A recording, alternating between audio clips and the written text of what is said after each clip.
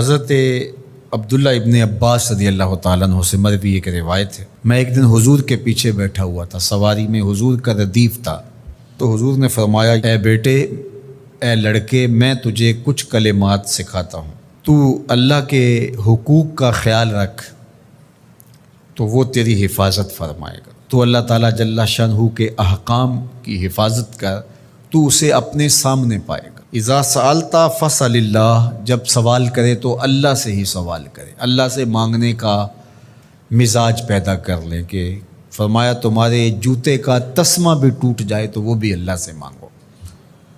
ضرور بازار میں جاؤ دکاندار سے، لیکن حقیقی طلب اللہ سے ہونی چاہیے۔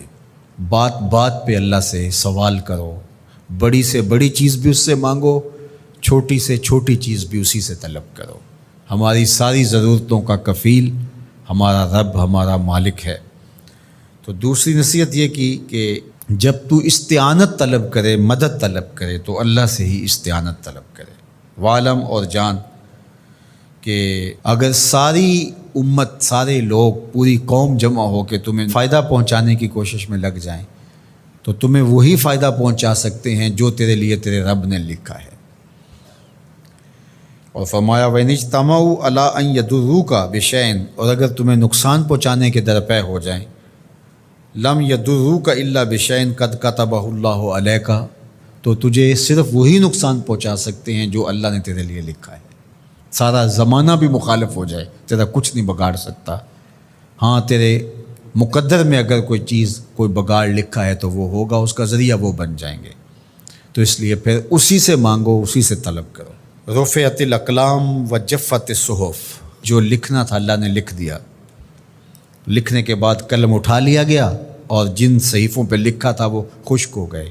اب کتابیں بند ہیں، تو اس لیے اس نے تیرے لیے جو لکھا ہے وہ ہو کے رہے گا، تو خام خواہ لوگوں سے ڈرنے کی ضرورت نہیں ہے، اور تیرا فائدہ، تیرا نقصان اسی کے دستے قدرت میں ہے، تو اسی سے طلب کر، اسی سے مانگ۔ اور فرمایا تو اللہ تعالیٰ جل شانہ کو رخاء میں، خوشحالی میں یاد کر، یعرفک فی الشدہ، وہ تجھے مشکل میں پہچانے گا۔ یعنی جو شخص خوشحالی کے دور میں اس کے پاس دولت ہے، صحت ہے، تو اللہ تعالیٰ کو فراموش نہیں کرتا، اللہ اس کی بدحالی کے زمانے میں اس کو فراموش نہیں کرتا۔ وعلم، اور جان، ان النصر مع الصبر، کہ جو مدد ہے وہ صبر کے ساتھ آتی ہے۔ وان الفرج مع الکرب، اور کشادگی جو ہے وہ مشکل کے ساتھ آتی ہے۔ وان مع العسر یسرا، اور سہولت جو ہے وہ مشقت برداشت